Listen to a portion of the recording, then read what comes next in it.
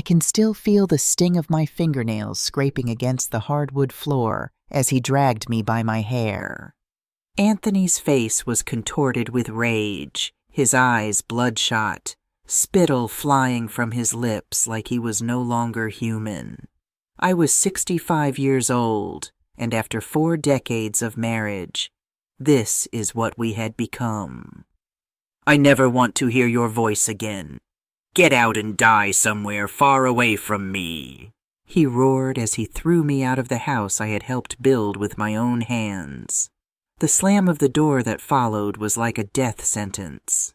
I lay there on the sidewalk, my clothes torn, my phone shattered, and my heart pounding with a mixture of fear and desolation. The street was empty. The night air smelled of rain and betrayal. For a moment I thought about knocking, begging him to let me back in. But something inside me, a soft, almost unfamiliar voice, whispered, "No more." I stood up, my knees bleeding, and began to walk aimlessly. I had no money, no identification, only the wedding ring that still gleamed on my finger, the symbol of a promise that no longer existed. I had endured Anthony's insults, contempt, and silences for 40 years. He had always been one of those men who confused authority with cruelty. I met him when I was young and naive, with eyes full of love and dreams. He was charismatic, intelligent, the owner of a small but prosperous business. At first, he treated me like a jewel, then like a pet, and as the years passed, like furniture that got in the way.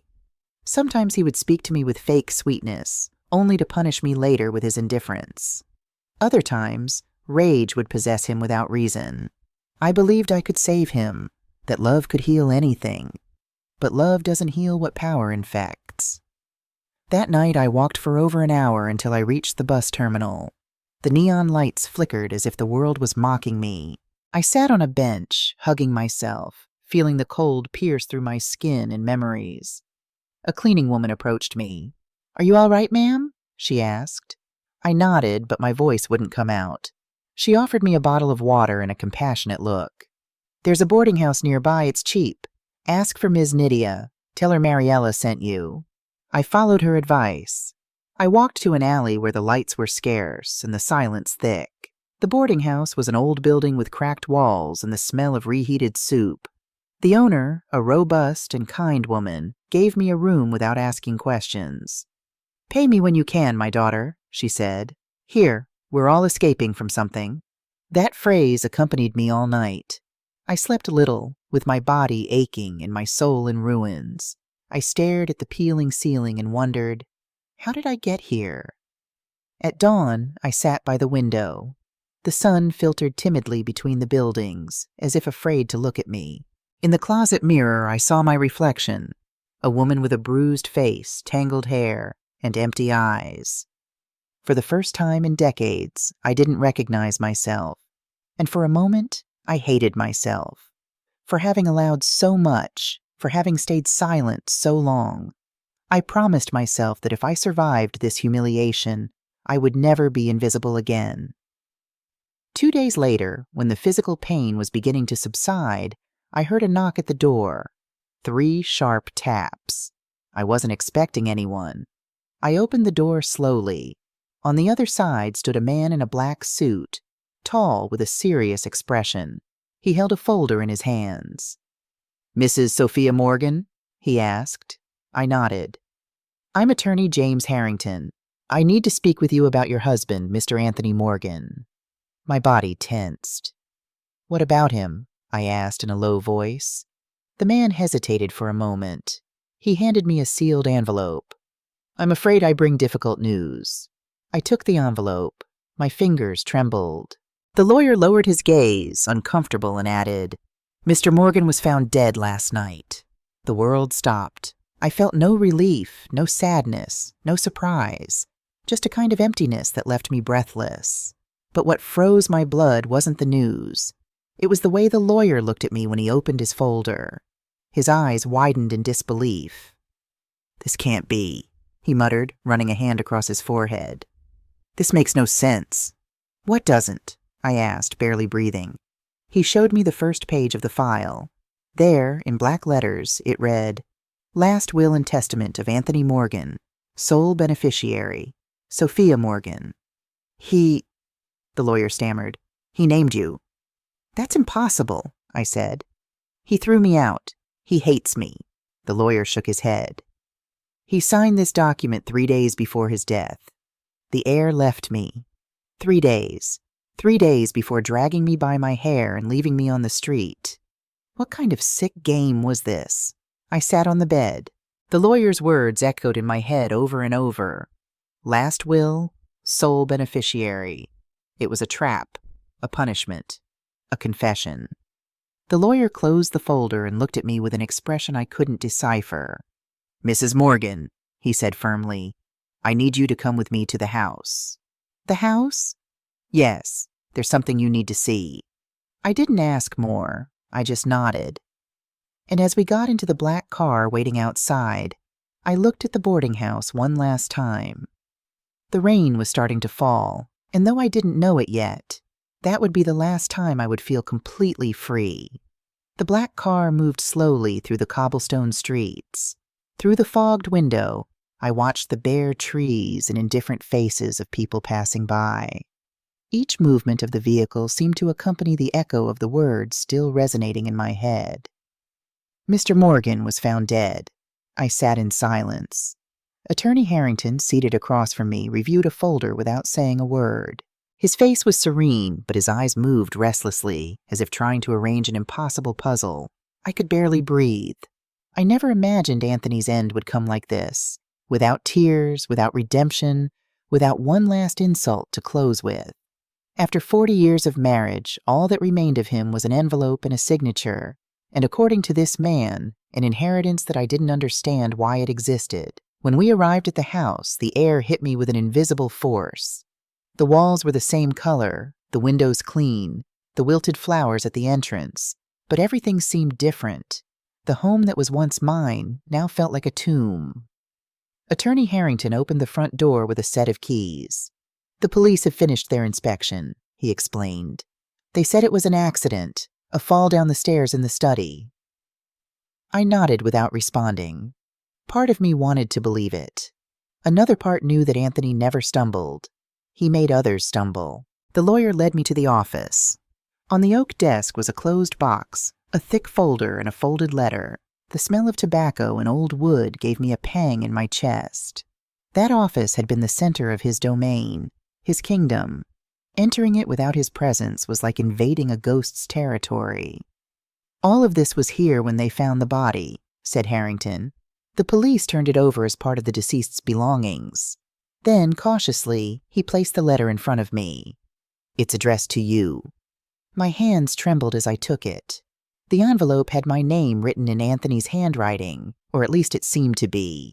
I opened it carefully. The paper smelled of smoke and perfume, as if someone had tried to erase a trace. The letter read, "Sophia, if you're reading this, it means I'm gone. I don't know if you'll ever be able to forgive me. Maybe I don't deserve it. But I want you to know that despite everything I did to you, there's something I can't leave unresolved. If anyone asks, tell them I did it for you, not out of love, but out of guilt.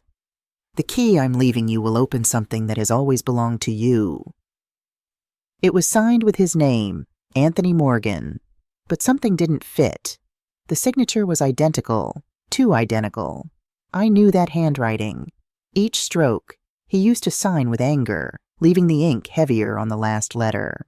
This signature, on the other hand, was smooth, precise, almost copied. I looked up at the lawyer. "Have you seen this letter before?" "No," he answered. "It was found on the desk." "Is the police sure it was an accident?" The man looked at me steadily. "No, Mrs. Morgan, not entirely, but they found no signs of a struggle." I kept looking at the paper over and over. "If anyone asks, tell them I did it for you." For me? Why? What was it that belonged to me? I opened the folder. Inside were property documents, bank statements, and something that froze my blood. A silver key, small, with a leather tag that read, "Basement Room." "Do you know what's in there?" the lawyer asked. I nodded. It was a place Anthony never allowed me to enter. He always said he kept business matters there. Out of fear, I never insisted. I took the key, held it in my hand, feeling its cold like a reminder of all the years I lived without touching anything that was his. Attorney Harrington watched me with a mixture of curiosity and respect. "I should tell you something else, Mrs. Morgan," he added in a low voice. "What is it?" "When I reviewed your husband's file, I noticed something strange." "What?" "The will declaring you as the beneficiary was signed 3 days before his death, but witnesses stated that Anthony wasn't alone when he did it." I felt a knot in my stomach. "Who was with him?" "A woman," he answered, glancing at the folder. "Her name isn't listed, just her signature. Rebecca Lewis." The air seemed to become denser. I knew that name. Rebecca had been his secretary more than 10 years ago. A young woman, discreet, with a smile I never liked. He always defended her, said she was efficient, loyal, necessary for the business. "Are you sure?" I asked. "Completely. I checked the signature twice." The lawyer gathered the papers and looked at me prudently. "I recommend you rest, Mrs. Morgan. Don't make hasty decisions." But I had already decided. "I want to see the basement," I said. "Right now." We went down together. The door was at the end of the hallway behind the dining room. The lock was rusty, as if it hadn't been opened in years. The key turned with difficulty, and a smell of dampness and dust escaped suddenly. The basement was almost empty. Stacked boxes, a hanging lamp, an old table covered by a tarp. I approached it. Under the cloth was a safe embedded in the wall. The lawyer helped me open it. Inside were folders, photographs, and envelopes with company names. But what really made me tremble wasn't the documents. It was a photograph that fell to the floor. It was Anthony, and next to him, Rebecca. Both were smiling with wine glasses in their hands, in the same office where he had accidentally fallen. On the back of the photo, a phrase written in red ink: "Until death unites us, my love." The lawyer looked up. "This changes everything, Mrs. Morgan." "Yes," I replied, my voice breaking. "It absolutely changes everything." I stared at that photo as if it contained the answer to all the years of my wasted life. Anthony had destroyed me over and over again, but even in his death, he kept wrapping me in his lies. That night when the lawyer left, I stayed alone in the house. The clock marked 11, and the wind knocked on the windows. I took the letter and put it on the dining room table. I read it once more, then folded it carefully, put it in a new envelope, and sealed it with my name. If he wanted everything to end because of me, so be it, but not as he had planned. That night, silence had weight. It wasn't the silence of peace, but that of fear. Every corner of the house seemed to be watching me. The walls, the curtains, even the furniture.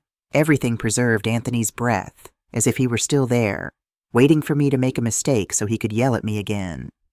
I walked slowly down the hallway. The sound of my footsteps mixed with the creaking of the old wood. I turned on a lamp, and the glow revealed a portrait of the two of us hanging by the staircase. Me with my hair up and eyes full of youth. Him, serious, dominant, with his hand on my shoulder as if marking his territory. For a moment I wanted to tear it from the wall, but I held back. There was something sacred about memories, even those that hurt. The air smelled of cigar and loneliness. In the kitchen there were still unwashed dishes, and on the table a half-full glass of whiskey.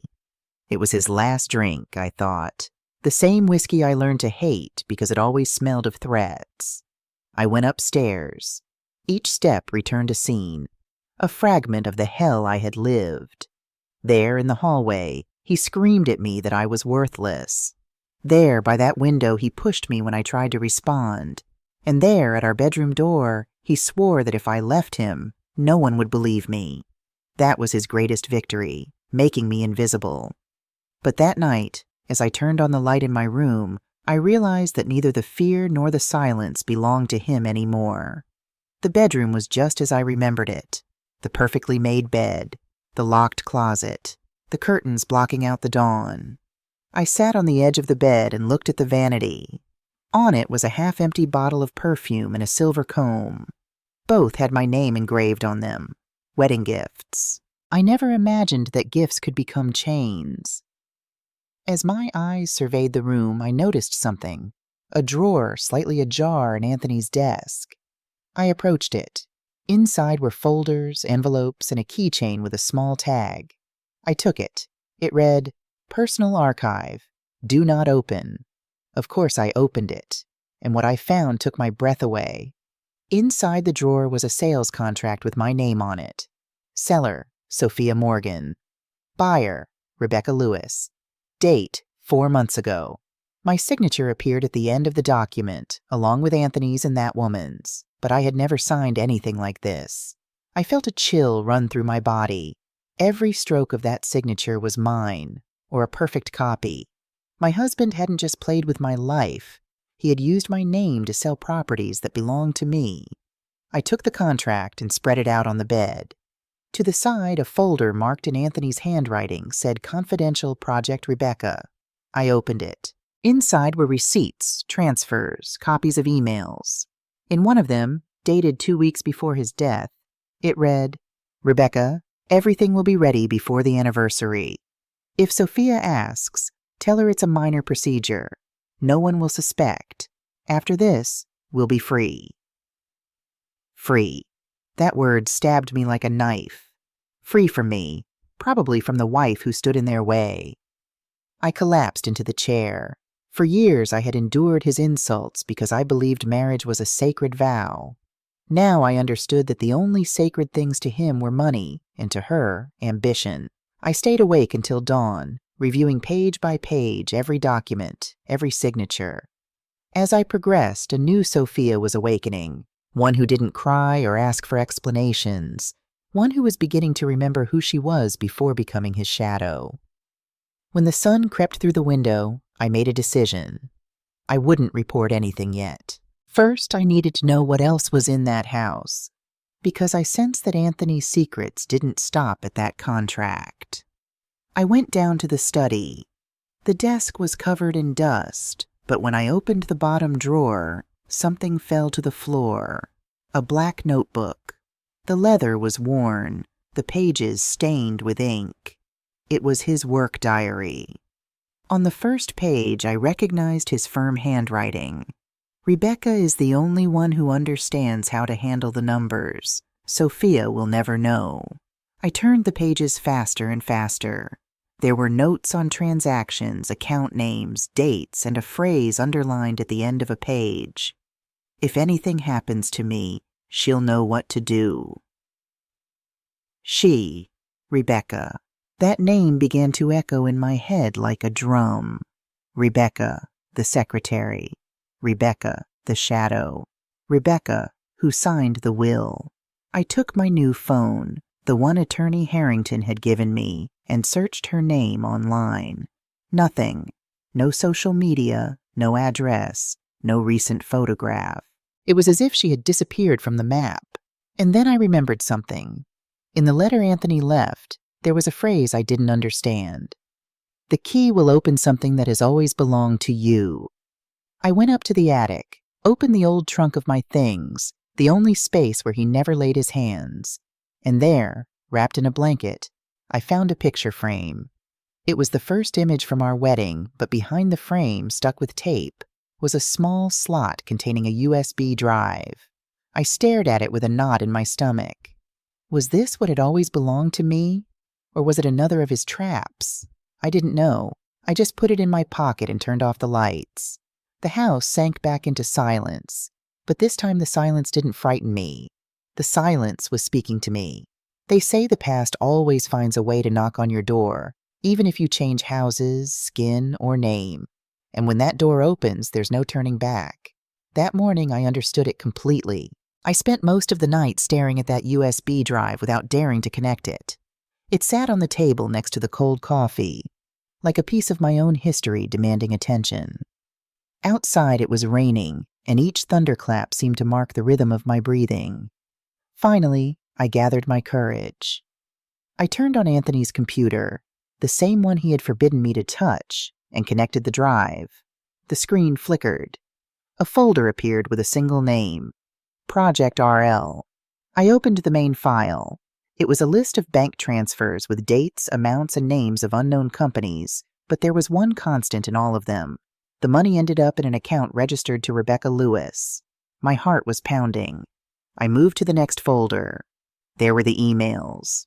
In one of them, dated just a week before his death, Anthony wrote, "Rebecca, we'll do it as agreed. Sophia suspects nothing. After the closing, we'll travel to Chile. Everything will be yours, and what's left, mine." I felt a mixture of disgust and relief. At last, I had proof that my suspicions weren't just the delusions of a hurt wife. My husband hadn't just betrayed me. He had robbed me, and she had been his accomplice. I spent the following hours reading the messages one by one. There were plans for tax evasion, purchases of false lands, even transfers to tax havens. But among so much fraud, I found something more disturbing. An email with no sender and the subject warning. "If you continue with her, you'll sink. You know what she's capable of. She's done it before." It didn't say who sent it or what it referred to with "she's done it before." But that phrase gave me chills. What were they talking about? Had there been another victim before me? I decided to look for answers outside the house. I went to the old office where Anthony had his business. The building was closed, abandoned, the windows covered in dust, the signs fallen, the echo of failure permeating the air. I knocked on the door of the neighboring business, a small spare parts store. The owner, an older man with grease-stained hands, looked at me in surprise. "You're Don Anthony's wife," he said. I nodded. His face changed. "I didn't think you'd come back here." "I need information," I said. "Do you know a woman named Rebecca Lewis? She worked with my husband." The man let out a bitter laugh. "Know her? Of course, hard to forget her. She was the one who really ran things here." His words chilled me. "Ran things?" "Yes, ma'am. Since your husband got sick, she took care of everything. Said you didn't care about the business, that you only wanted money. And he obeyed her, though sometimes he seemed scared." I remained silent. My heart felt like a stone. "Scared? Why?" He lowered his voice. "One night I heard them arguing. He was saying something about keeping his mouth shut or facing the consequences.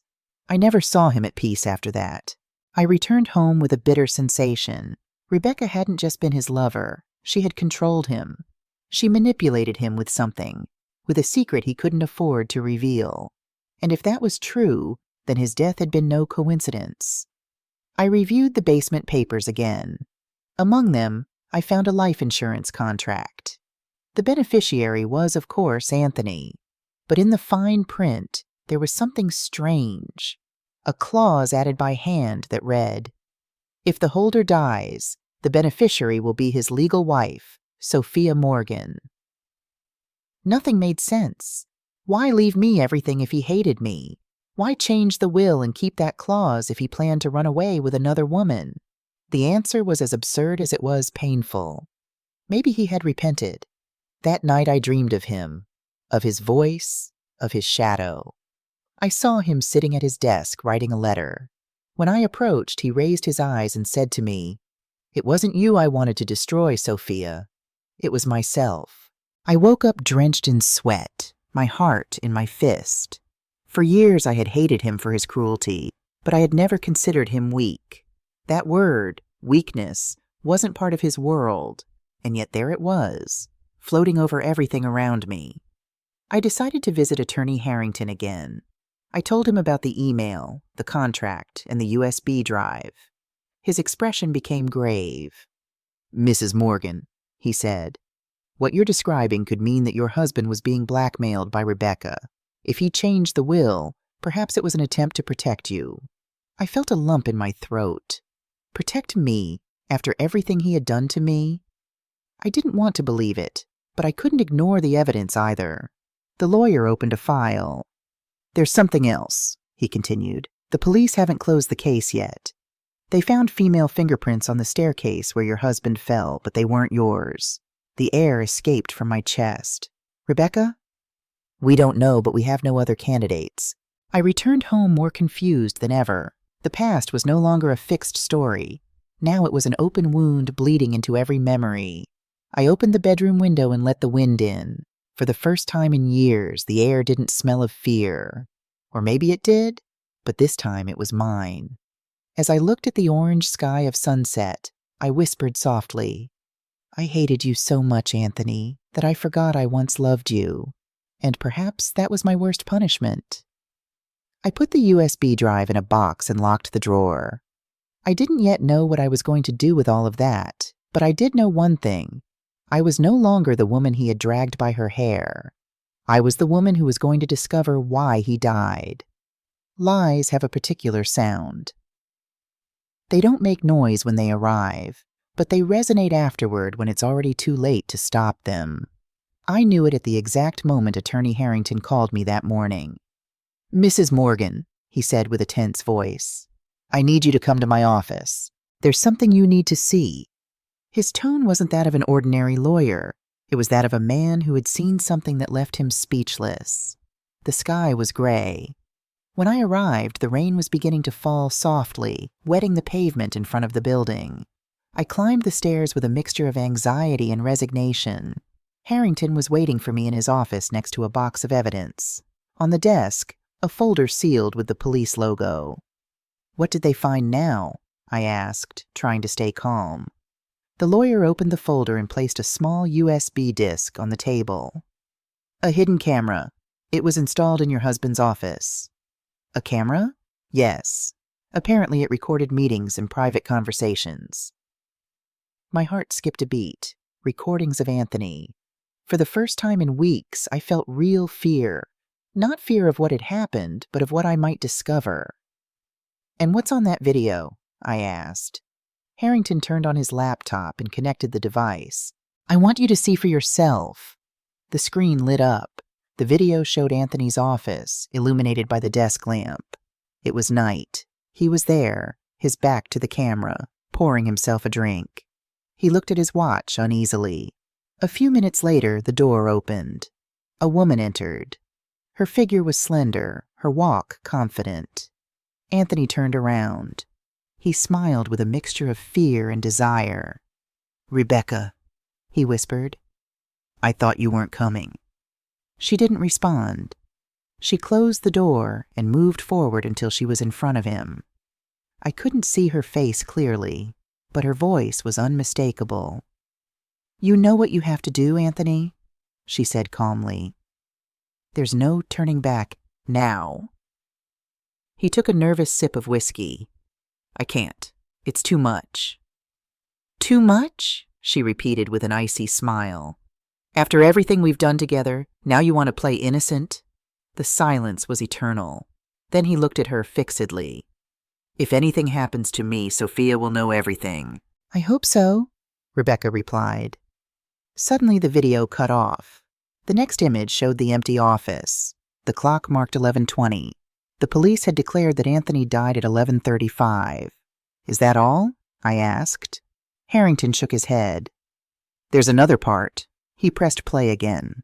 The camera now showed the same office, but the next day, when the police arrived at the scene, and there on the desk was something that froze me. A beige jacket. My jacket. The same one I had worn 2 days earlier when I went to the house with the lawyer. "That can't be mine," I whispered. Harrington looked at me seriously. "The police found fibers matching your clothes on the desk. Are you saying they think They haven't filed charges yet, but yes, they suspect you." The air disappeared from my lungs. I felt the room spinning around me.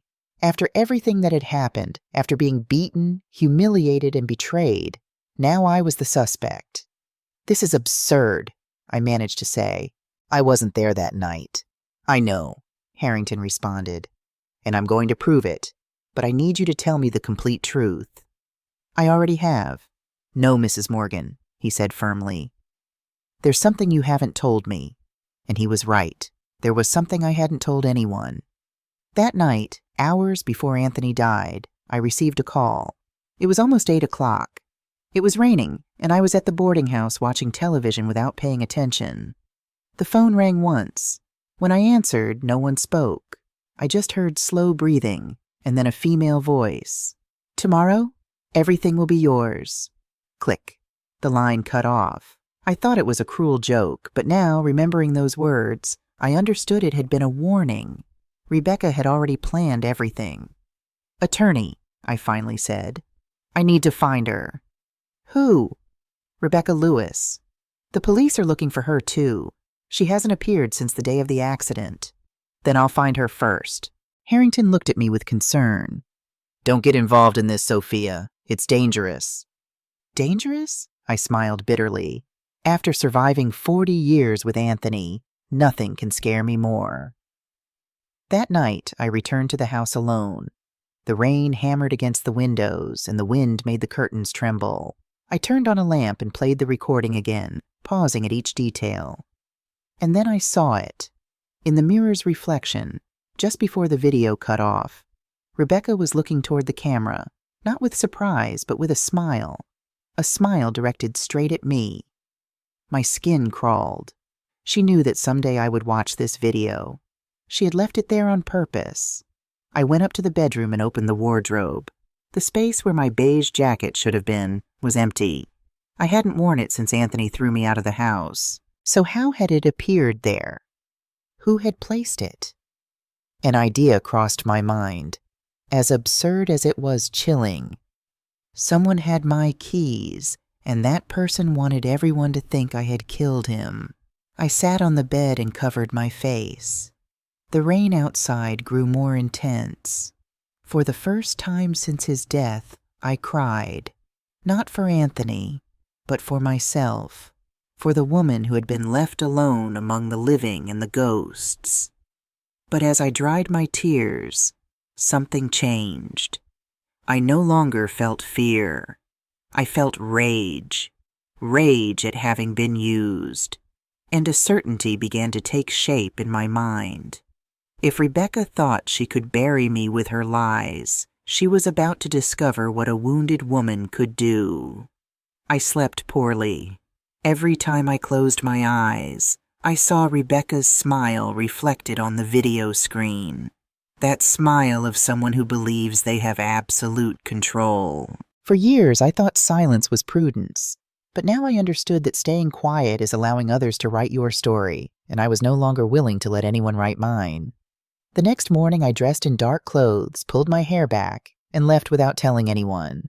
I knew Harrington had warned me not to get involved, but warnings come late when fear no longer serves a purpose.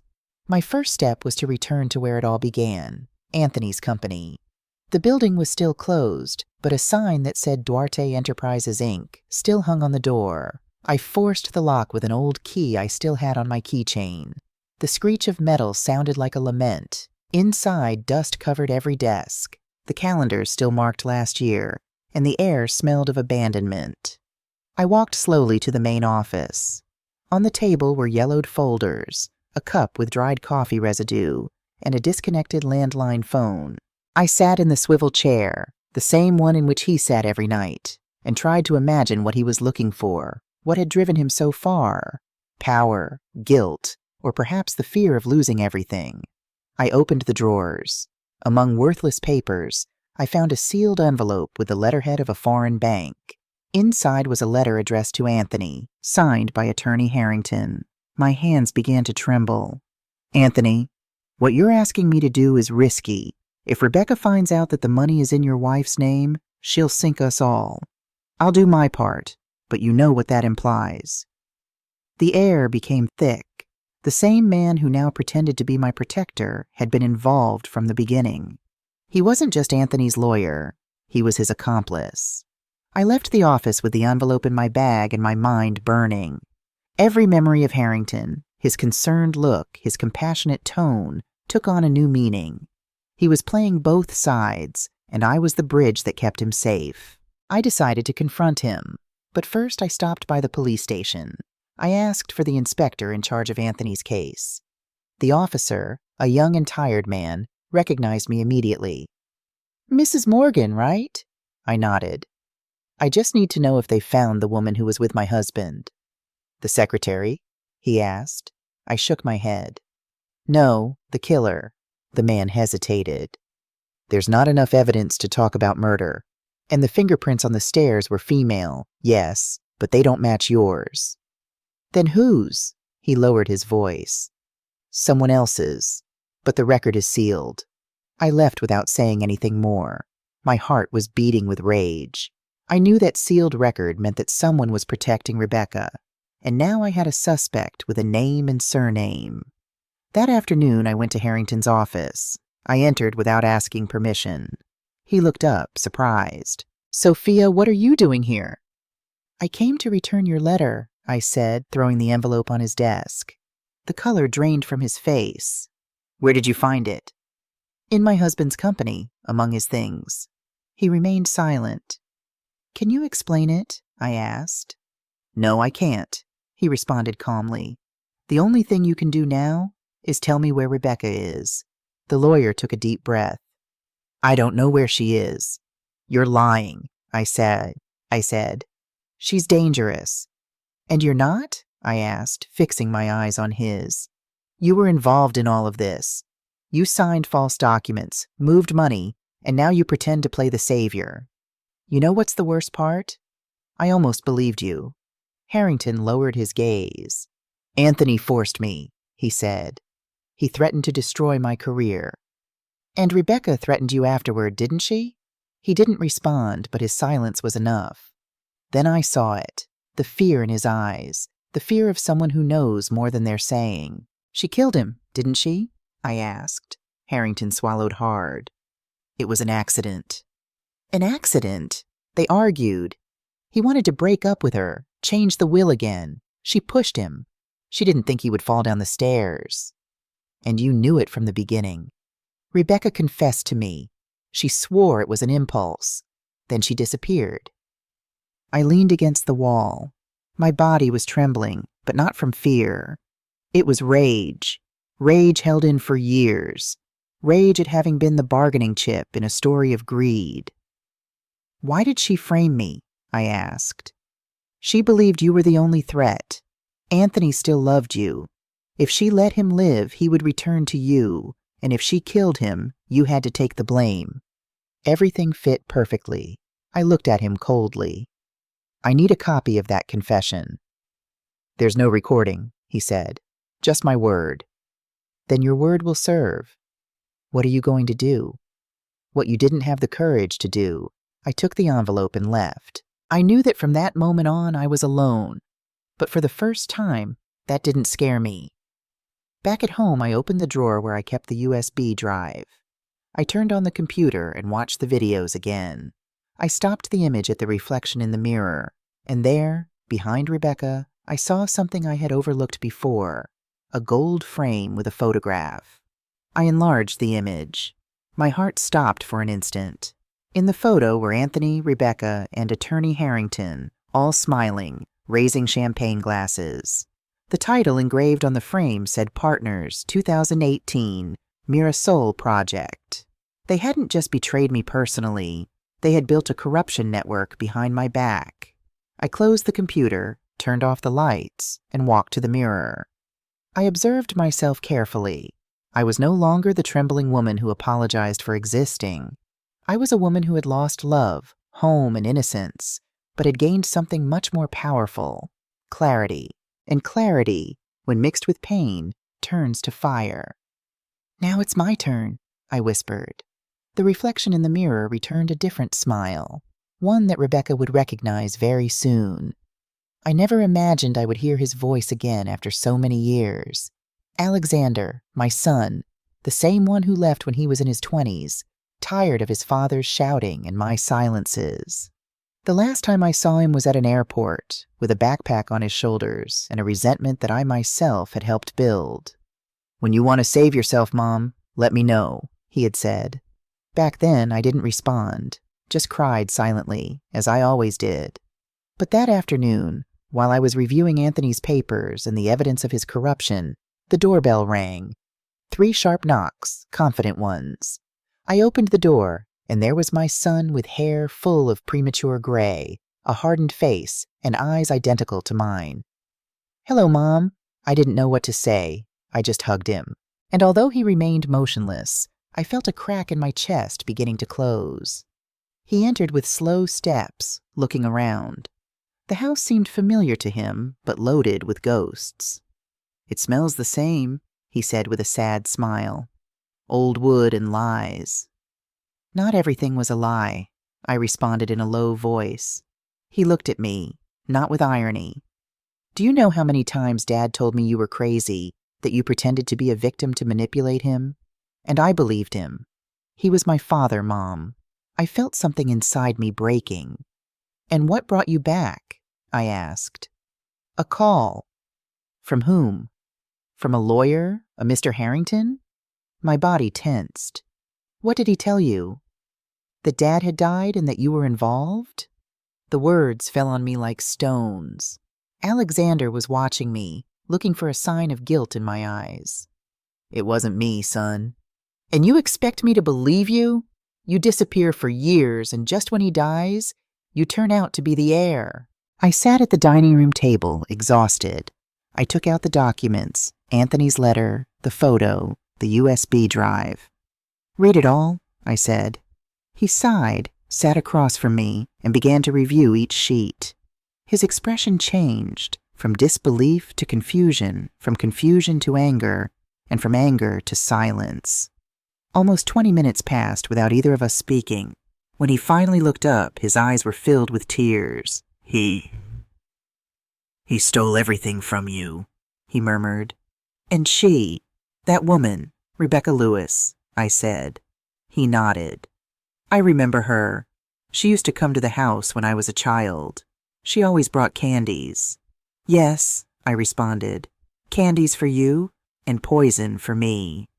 Alexander put down the papers and took my hand. For the first time in decades, I felt his warmth, his compassion. "Forgive me, Mom," he said, his voice breaking. "I failed you, too." "No," I whispered. "You didn't fail me. You just needed to escape to avoid becoming like him." We sat like that, holding hands in silence. The clock marked 8, and the wind knocked on the windows. The past sat with us at the table, and although it hurt for the first time, I didn't try to expel it. "What are you going to do now?" he asked afterward. "Finish what he started." "You mean Rebecca?" I nodded. "Yes, she's still free and she won't stop." "Why not let the police handle it?" I smiled bitterly. "Because the police don't know what it's like to live in fear. They don't know what it's like to sleep next to your tormentor and pretend everything is fine." Alexander lowered his gaze. "I don't want to lose you again." "You won't lose me," I said, lifting my chin. I was already lost for 40 years. Now I found myself. We spent the rest of the night reviewing the documents together. Alexander, with his analytical engineer's mind, connected names and numbers. He discovered that one of the companies to which Anthony transferred money was still active. It was called Mirasol Investments, and the legal representative was Lucas E. Harrington. We looked at each other in silence. Everything fit. Harrington, Rebecca, Anthony, a triad of greed that had ended in death. Only one was left to fall. Alexander clenched his teeth. "If that man used you, he has to pay." "He will," I said calmly. "How?" "You'll see." Before leaving, Alexander stopped at the door. "Do you remember what you told me when I was a child?" "Depends on which moment." "When Dad punished me for breaking his watch, you hugged me and said, 'Time puts everything in its place.'" I nodded. "And it's doing so, son." He smiled at me. "Then let me help you." I hugged him again, this time with strength. I had waited a lifetime to feel that peace. And although I knew that the path that awaited me was dangerous, I also knew I wouldn't walk it alone. That night, when I was alone, I lit a candle in front of Anthony's photograph. The fire illuminated his face. "You never asked me for forgiveness," I said to him, "but you left me the tools to do it your way." The wind came through the window, and the flame flickered as if responding. I took the USB drive, put it in my bag, and wrote a short note. "Attorney Harrington, tomorrow you'll know what it feels like to lose everything." I smiled serenely. I no longer trembled, no longer cried. I was no longer the woman who had been dragged by her hair. I was the woman who was going to close the story. And as the candle burned down, a phrase etched itself in my mind like a promise. Fear ends the day you decide never to be a victim again. There are silences that smell of farewell. That morning, as I prepared coffee, I knew it was the day, not because I planned it, but because I felt it. The air had that strange density that precedes storms, and my heart was beating with the calm of someone who has nothing left to lose. Alexander was still sleeping. We had spent the night reviewing papers, putting together timelines, looking for holes in the story. But I knew the puzzle wasn't solved with documents. There were things that are only understood by looking the guilty in the eyes. I put the USB drive in my bag along with Anthony's letter and the contract with the forged signature. I put on my coat and left without making noise. The morning was cold, and the sky was covered with lead-colored clouds.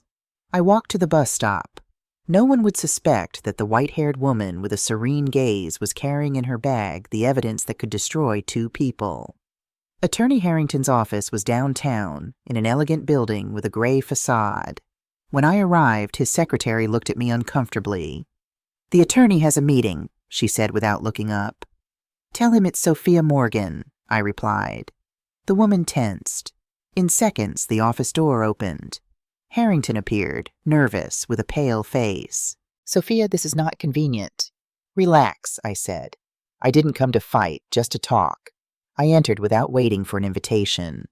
The office smelled of polished wood and expensive perfume. On the desk, an open folder revealed documents with my name. I sat across from him. "Where is Rebecca?" I asked. "I don't know." "You know perfectly well where she is, Harrington." He sighed, tired of pretending. "She's at the Mirador Hotel in room 203. She arrived last night, but if you go, it will be your word against hers." "I don't need words," I replied, pulling the USB drive from my bag. "I have this." He leaned forward, concerned. "What are you going to do?" "See her," I said, "and then decide." I stood up. "Sophia," he said in a low voice. "Be careful. That woman has no limits." I looked him in the eyes. "Neither do I, counselor. Not after what you did to me." The hotel was near the port, an old building with red curtains and the aroma of stale tobacco. I asked for a room on the second floor, right across from 203. From the window, I could see the gray and choppy sea. Destiny seemed to be mocking me. Everything smelled of closure. I waited until the afternoon. At exactly 5 o'clock, the door to 203 opened. Rebecca came out with a beige coat, dark glasses, and a phone in her hand. I followed her to the cafe in the lobby. She sat at a secluded table, ordered a cappuccino, and began to review some documents. I walked toward her. When she looked up and saw me, the cup trembled slightly between her fingers. "Sophia, what a surprise," I said with a calm smile. "I thought you had disappeared." She tried to compose herself. "You have no right to be here." "I have every right," I responded. "My name is on every paper you stole." She laughed softly. "You don't know what you're talking about." "I know perfectly well what I'm talking about." I pulled out the USB drive and placed it on the table. "It's all here. The emails, the payments, the night you pushed Anthony." Her face lost its color. "That's a lie." "No," I said. "It's your voice, your face, your crime." Rebecca looked around, making sure no one was listening. She leaned toward me and whispered, "What do you want, Sophia? Money? Peace? A deal? I can give you whatever you want." "The only thing I want is to look you in the eyes as you crumble." She remained silent.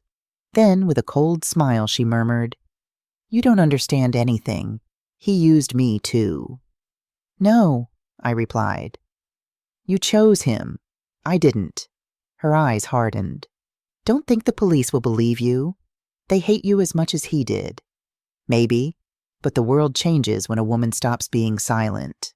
I took the drive, put it in my bag, and stood up. Rebecca grabbed my arm. "If you do anything, you'll lose your son." "What do you know about my son?" I asked, frozen. More than you imagine.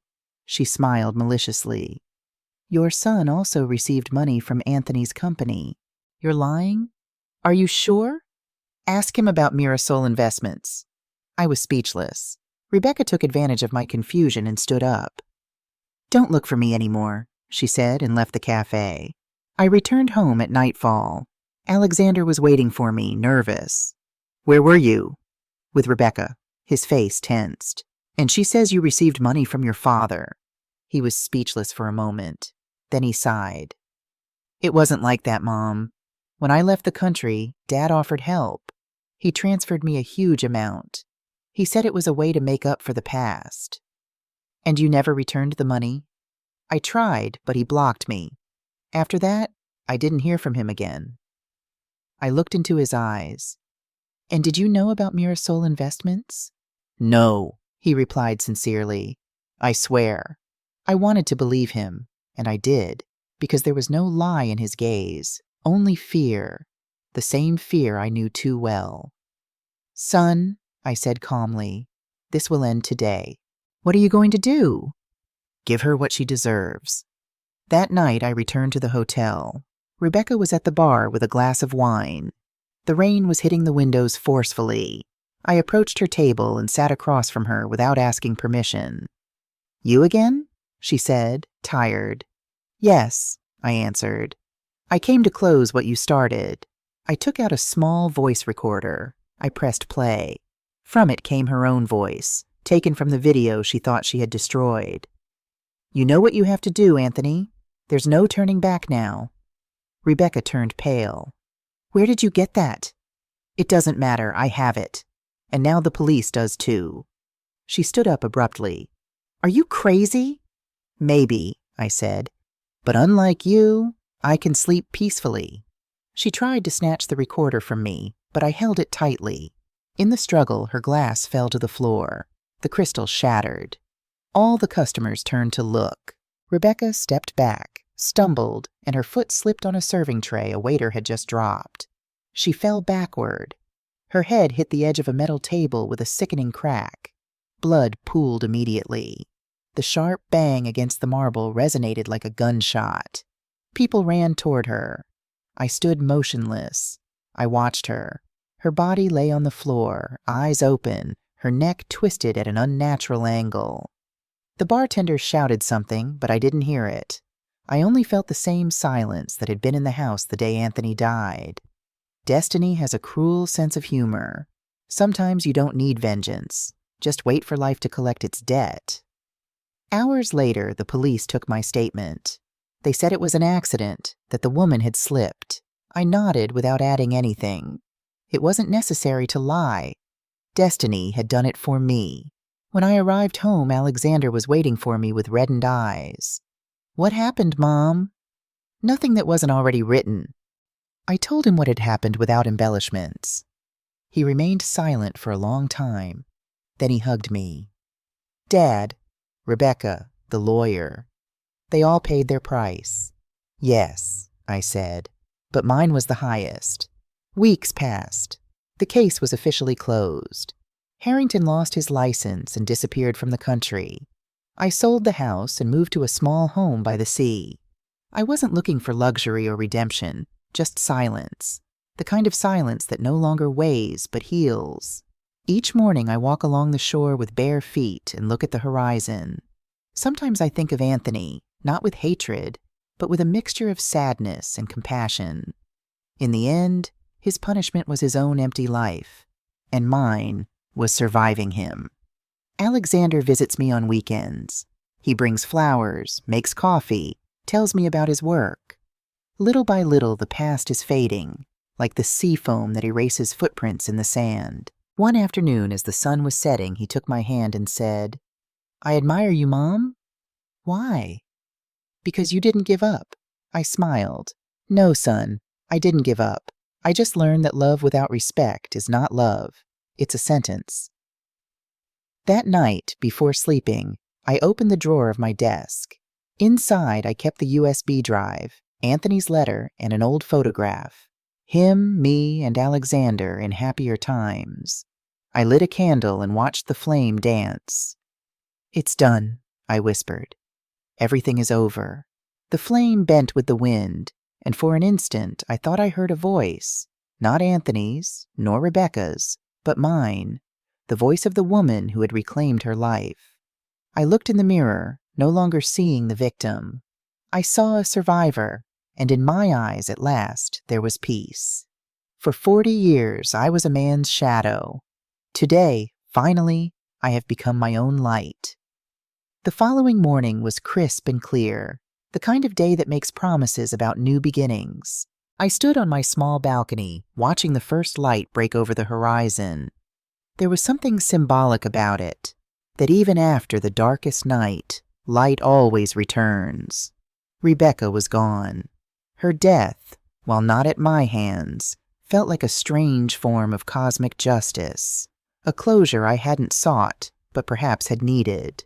But the story wasn't over yet. As I sipped my morning coffee, I found myself troubled by the loose ends.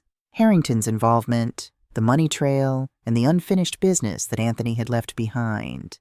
I knew I couldn't truly begin again until everything was resolved. Alexander joined me, his face serious. "I've been thinking about the evidence on that USB drive," he said. "We should take it to the district attorney." "And implicate Harrington?" I asked. "Especially Harrington," Alexander replied firmly. "Dad and Rebecca may be gone, but he's still profiting from what they did to you." I nodded, knowing he was right. The quiet rage that had sustained me these past weeks was settling into something more deliberate. A determination to reclaim not just my dignity, but everything that had been stolen from me. "There's something else," Alexander said, hesitating. "I've been looking into Mirasol Investments. It's not just a shell company. It's part of a larger network. They've been using your identity, Mom, to funnel money through at least 3 different countries." "My identity?" "Yes. Your signature is on dozens of documents. They created a paper trail that makes it look like you were the mastermind behind everything." The revelation hit me with physical force. It wasn't enough that they had stripped me of my marriage, my home, and my peace. They had made me an unwitting accomplice to their crimes. "We need to speak with Harrington one last time," I said, my voice steadier than I felt. "Not to negotiate, but to get the full story." Alexander nodded. "I'll go with you." Harrington's office was quiet when we arrived. His secretary looked nervous as she announced us, and I could tell from her expression that she knew more than she let on. When we entered his office, Harrington was standing by the window, looking out at the city below. He didn't turn immediately. "I was expecting you," he said finally, turning to face us. He looked at Alexander with surprise. "I see you've brought reinforcements." "My son," I corrected him. "Though I'm sure you know who he is, given how thoroughly you've investigated my life." Harrington gestured for us to sit. "What do you want, Sophia? Haven't we all suffered enough?" "Suffered?" Alexander's voice was sharp. "My mother lost 40 years of her life. Rebecca lost what? A few months of scheming? And you? What exactly have you lost, Mr. Harrington?" "More than you know," he replied quietly. He opened a drawer and pulled out a thick folder. "This is everything.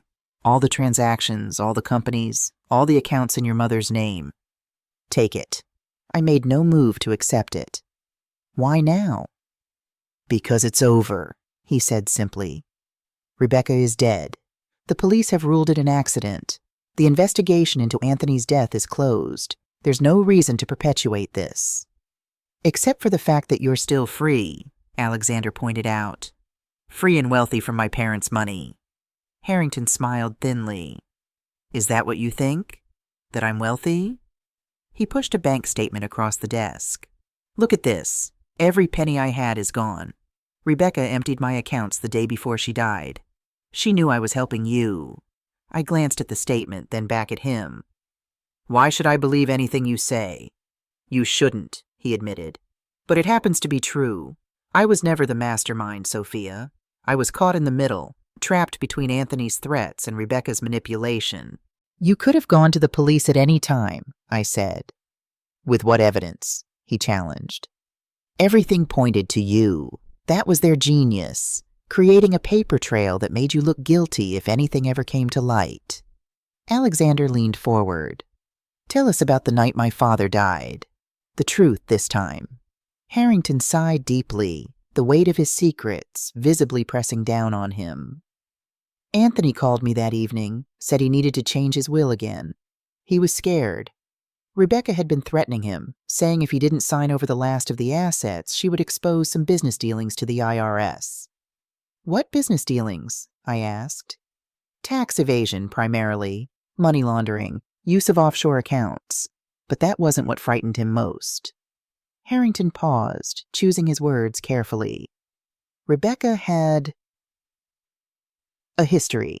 Before your husband, there was another man, a business partner who died under suspicious circumstances.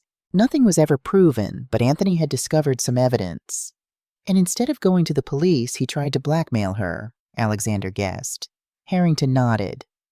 Anthony wasn't a good man. He thought he could use the information to control her, but he underestimated her. That night they argued in his study. I wasn't there, but Rebecca told me afterward. She said he threatened to expose her, and she pushed him. She swore it was just to get him away from her, that she never meant for him to fall down those stairs. And you believed her? I asked incredulously. I didn't have much choice, Harrington replied. She had evidence linking me to their financial schemes. If she went down, I went with her. So you helped frame my mother instead, Alexander said, his voice cold with anger. I didn't frame anyone, Harrington protested. I simply didn't contradict the narrative that was forming. The police found the jacket, saw the fingerprints that matched neither Rebecca's nor mine, and drew their own conclusions. The jacket was mine, I acknowledged, but I hadn't worn it in weeks. Someone planted it there. Rebecca, Harrington confirmed. She had a key to your house. She'd been planning this for months, creating a contingency in case Anthony ever turned on her. Which eventually he did. I thought about the last moments of Anthony's life. Frightened, cornered, perhaps finally realizing the monster he had helped create. It didn't excuse his treatment of me, but it added a layer of tragedy to his end that I hadn't considered before. What did she have on you? Alexander asked Harrington. It must have been substantial for you to risk your career, your freedom. Harrington opened another drawer and withdrew a photograph. He slid it across the desk without a word. I picked it up and felt my breath catch. It showed a much younger Harrington standing beside Rebecca, both smiling intimately. The date stamp read 2005, 15 years before she began working with Anthony. You knew her all along, I said, understanding dawning. This wasn't just about money for you. We were together once, Harrington admitted. Years ago, before I met your husband. I thought it was over, that she had moved on. Then one day she appeared in my office with Anthony as a client. She made it clear that if I didn't cooperate, she would reveal our past relationship and some ethical lapses I had committed on her behalf. What kind of ethical lapses? Alexander pressed. I falsified some documents for her, notarized signatures I never witnessed. Small things at the time, but enough to disbar me if they came to light. He shook his head. I was young and infatuated. By the time I realized what she was, it was too late. I sat back processing this new information. So all of this, my husband's death, the attempt to frame me, the financial fraud, it was all Rebecca's plan from the beginning? Not from the beginning, Harrington said. Initially, it was just about money. Anthony was a willing participant in the fraud. He wanted to hide assets from potential business creditors. Rebecca suggested using your name, said it was safer that way. Anthony agreed without hesitation. I felt a fresh wave of betrayal, even now, after everything. And when did it change? When did it become about killing him? When he found out about her past, he discovered a news article about her former partner's death, noticed the similarities to other accidents in her history. He thought he could use it as leverage, but instead it signed his death warrant. Harrington looked genuinely remorseful. I should have warned him. I knew what she was capable of, but I was too afraid. Alexander stood suddenly. We're taking this to the district attorney, all of it. You can cooperate and maybe get a reduced sentence, or you can fight it and go down with everything she built. Harrington didn't seem surprised. I've already prepared a full confession, he said, pulling out another envelope. It's all here. Dates, transactions, communications, everything I know about what they did to your mother. I studied him, trying to understand this apparent change of heart. Why now? Why help us after protecting her for so long? Because she's gone, he said simply. And because I'm tired, Sophia. Tired of carrying this weight. Whatever happens to me now, prison, disgrace, it has to be better than living with this guilt. I wasn't ready to forgive him, but I understood the corrosive power of guilt, how it could eat away at a person until there was nothing left but the desire for absolution. There's one more thing, Harrington said, reaching into his desk a final time. He pulled out a key, small, silver, similar to the one Anthony had left me. This opens a safety deposit box at First National, Box 1126. The access code is 7219. Everything is there. The original documents with your real signature, not the forgeries. Enough to clear your name completely. I took the key cautiously. Why would Anthony keep those? Insurance, Harrington said. Against Rebecca, against me, against himself. Your husband may have been cruel, but he wasn't stupid. He knew someday it might all unravel, and when it did, he wanted a way back. A way back to what? I asked. To you, Harrington said quietly. In his own twisted way, I think he always loved you, Sophia. He just didn't know how to love without control. Alexander scoffed. That's not love. That's ownership. Yes, I agreed, standing to leave. And I'm no longer anyone's property. As we walked to the door, Harrington called after us. What will you do now?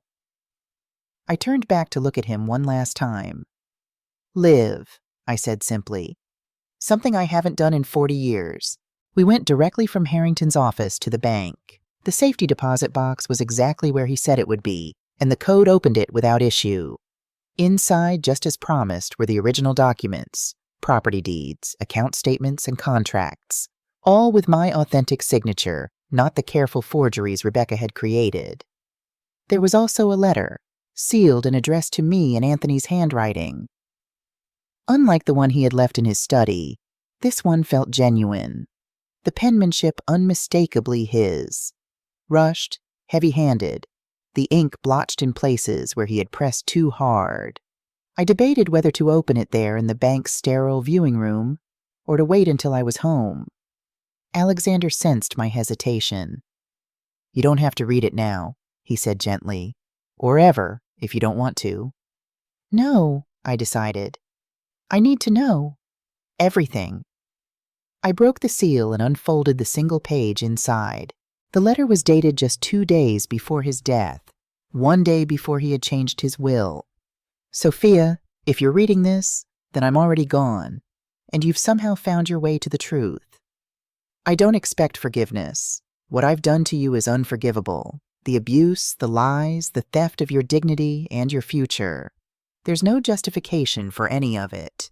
I've arranged for everything to revert to you upon my death. The money, the property, all of it. It was always yours, though I never had the decency to acknowledge that. Rebecca doesn't know about this letter or these documents. She thinks she's won. By the time she realizes she hasn't, it will be too late.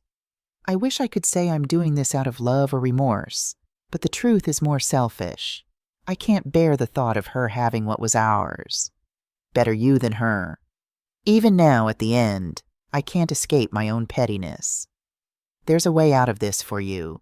The evidence here will exonerate you from any legal complications arising from our financial dealings. Use it. Start over. Find the happiness I was too broken to give you. I don't have the right to ask anything of you, but if there's one last request I could make, it would be this. Tell Alexander the truth. Not the comforting lie that his father was a good man who made mistakes, but the honest truth that I failed him as completely as I failed you. He deserves that much, at least. Anthony, I folded the letter carefully and put it back in its envelope. I felt no surge of emotion, no tears, no rage, just a quiet acceptance that this was who Anthony had been, a man incapable of true generosity, even in his final act of restitution. "What did it say?" Alexander asked. "Everything and nothing," I replied, handing him the letter. "He left it all to me to spite Rebecca, not out of remorse." Alexander read it quickly, his expression hardening. "At least he was honest at the end," he said, returning the letter to me. "So what now? Do we take this to the district attorney as well?" I thought about it for a moment.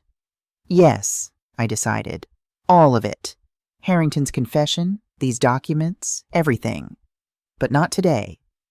I looked at my son, truly seeing the man he had become, strong and principled despite his father's failings. "Today I want to go home." "To the house?" he asked, surprised. I shook my head. "No, that was never home. Just a beautiful prison." I smiled. "I was thinking of the sea. I've always wanted to live by the water." Alexander smiled back, the first genuine smile I'd seen from him in decades. "I know a place," he said. "A little cottage on the coast. Nothing fancy, but the views are incredible." "That sounds perfect," I replied. We gathered the documents and left the bank, stepping out into the bright afternoon sunshine. For the first time in longer than I could remember, I felt light, unburdened by the weight of secrets and shame I had carried for so many years. The next morning, we met with the district attorney, a serious woman named Catherine Valdez, who listened intently as we laid out the entire story. She examined Harrington's confession, the original documents from the safety deposit box, and the evidence on the USB drive without comment until we had finished. "This is extensive," she said finally. "Financial fraud across multiple jurisdictions, identity theft, evidence tampering, obstruction of justice." She looked at me directly.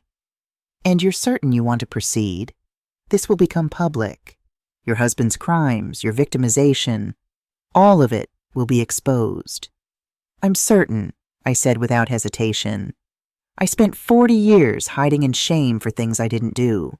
I'm done hiding." She nodded.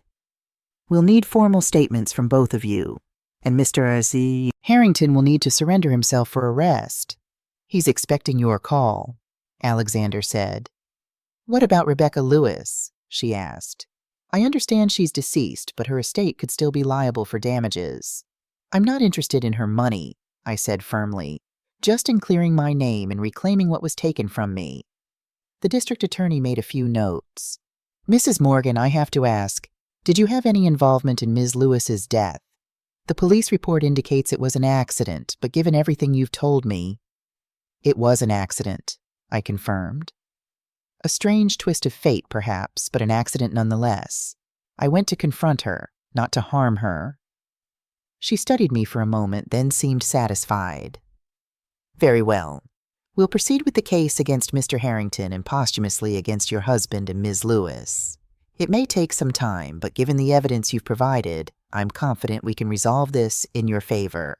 As we left the district attorney's office, I felt a curious mixture of relief and trepidation. The legal machinery was now in motion, grinding slowly toward justice, but the process would not be easy or quick. "Are you okay?" Alexander asked as we walked to the car. "Yes," I said, realizing it was true. For the first time in a very long time, I think I am. That evening, we drove out to see the cottage Alexander had mentioned. It was everything he had promised, small but charming, perched on a bluff overlooking the Pacific. The air smelled of salt and freedom, and the constant rhythm of the waves against the shore below seemed to wash away the last vestiges of my old life with each surge and retreat. "It's perfect," I said, standing on the weathered deck as the sun began its descent toward the horizon. "How soon can I move in?" "It's available now," Alexander replied. "I checked this morning. The owner is an old friend from college who's relocating overseas. He's looking for someone to take good care of the place." I turned to look at my son, suddenly understanding. "You planned this?" He shrugged, a little embarrassed. "I hoped. After everything that's happened, I thought you deserved something that was just yours, something beautiful and peaceful. I hugged him tightly, overwhelmed by the simple kindness of it. "Thank you," I whispered. We stayed on the deck until the stars came out, talking about small things, ordinary things, his work, his friends, the books we'd both been reading. Not once did we mention Anthony or Rebecca or the years of pain between us. There would be time for that, for healing the old wounds properly, but not tonight. Tonight was for new beginnings. The days that followed were a blur of activity. I put the house on the market. It sold quickly, a young family enchanted by its elegant facade, unaware of the shadows that had lived within its walls. I didn't tell them. Some ghosts are better left undisturbed. The legal proceedings against Harrington moved forward. He pleaded guilty to all charges, sparing me the ordeal of a trial. In exchange for his cooperation, he received a reduced sentence, 5 years instead of the potential 15 he might have faced. I didn't attend his sentencing. There was nothing left to say between us. The district attorney also moved to posthumously clear my name of any involvement in the financial fraud, issuing a public statement that I had been an unwitting victim of identity theft and forgery. The local newspaper ran a small article about it, alongside a much larger story about the dismantling of the Mirasol investment network and the recovery of millions in hidden assets. I didn't read the article. Alexander told me the gist of it, but I had no interest in seeing my pain distilled into column inches, my 40 years of suffering reduced to a human interest story. Instead, I focused on the cottage, on making it my own. I painted the walls in soft blues and greens, colors of the sea and sky. I planted a small garden of coastal wildflowers and herbs that could withstand the salt air. I bought a comfortable chair and placed it facing the ocean, where I could sit each morning with my coffee and watch the day begin. Alexander visited often, sometimes staying for days at a time. We were careful with each other at first, navigating the terrain of our new relationship with tentative steps. But gradually, the ease I remembered from his childhood, before Anthony's influence had poisoned everything, began to return. One evening, about 6 months after I'd moved to the cottage, Alexander arrived with a large flat package wrapped in brown paper. "What's this?" I asked as he handed it to me. "Open it and see," he replied with a smile. I unwrapped it carefully. Inside was a painting, a seascape at dawn, the first rays of sunlight breaking through storm clouds over turbulent waters. It was beautiful, powerful, the work of someone who understood both darkness and light intimately. "Who's the artist?" I asked, deeply moved by the gift. "Me," Alexander admitted, looking slightly embarrassed. "I've been painting for years. It's how I worked through everything." I studied the painting again, seeing it with new eyes. "It's extraordinary," I said softly. "You never told me." "Dad always said art was a waste of time," he replied, the old hurt still evident in his voice. "I learned to keep it to myself." I hung the painting in the living room, where the morning light would catch it just so. "No more hiding who we are," I said firmly. "Not for either of us." That night we sat on the deck under a blanket of stars, listening to the waves below. Alexander had brought a bottle of good wine, and we shared it as we talked about the future. His upcoming art show in the city, my plans to volunteer at the local library, the possibility of him moving closer to the coast. "Do you ever think about Dad?" he asked after a comfortable silence. "Sometimes," I admitted. Not with hatred anymore, but with a kind of, I don't know, pity maybe. Pity? For all his money and power, he never knew real peace. He lived and died afraid, of losing control, of being exposed, of being vulnerable. That's a terrible way to live. Alexander nodded thoughtfully. "I used to hate him," he confessed, "for what he did to you, for what he tried to make me into. Now I just feel nothing, like he's become this distant figure who doesn't matter anymore." "That's healing," I said. "When they no longer have the power to hurt you, even in memory." We fell silent again, the wine and the night air creating a cocoon of tranquility around us. Eventually, Alexander spoke again, his voice quiet but certain. "I'm proud of you, Mom, for surviving, for finding your way back to yourself." "I'm proud of us both," I replied, reaching over to squeeze his hand. We made it through. Later, after Alexander had gone to bed, I sat alone on the deck, wrapped in a shawl against the night chill. Below me, the ocean continued its eternal rhythm, waves forming and dissolving in endless succession. I thought about the path that had brought me here, the pain, the betrayal, the moments of courage that had ultimately led to freedom. There had been a time when I believed my life was over, that the best I could hope for was to endure the years left to me in quiet resignation. How wrong I had been.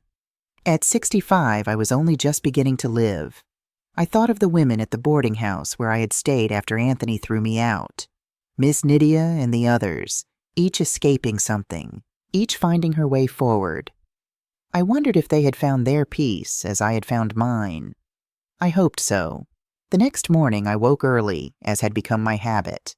I made coffee and took it out to my chair on the deck, waiting for the sun to rise. The horizon was just beginning to lighten, the stars fading one by one into the brightening sky.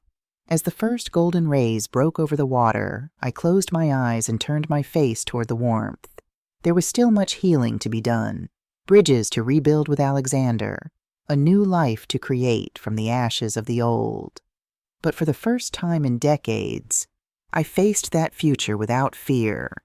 I had lived in silence for 40 years, my voice and my truth suppressed by a man who had confused love with possession. That silence had nearly destroyed me. But in the end, it was also my salvation, for in the depths of that enforced quiet, I had found my own strength, my own resilience, my own capacity for survival. Now, as the sun rose fully over the ocean, painting the water in shades of gold and amber, I made a promise to myself. I would never be silent again. I would speak my truth, live my life, love without fear. I had earned that right, paid for it with years of tears and pain. I am Sophia Morgan, and at long last my voice is my own. The sea stretches before me, vast and ever-changing, a reminder that no matter how fixed our circumstances may seem, transformation is always possible. The waves come and go, like the seasons of our lives, and even the deepest pain eventually recedes, leaving behind a shore washed clean, ready for new footprints. I set my coffee cup aside and stood, breathing in the salty air. Alexander would be awake soon, and we had planned to walk along the beach, collecting shells and talking about ordinary things, the weather, his work, the book I had just finished reading.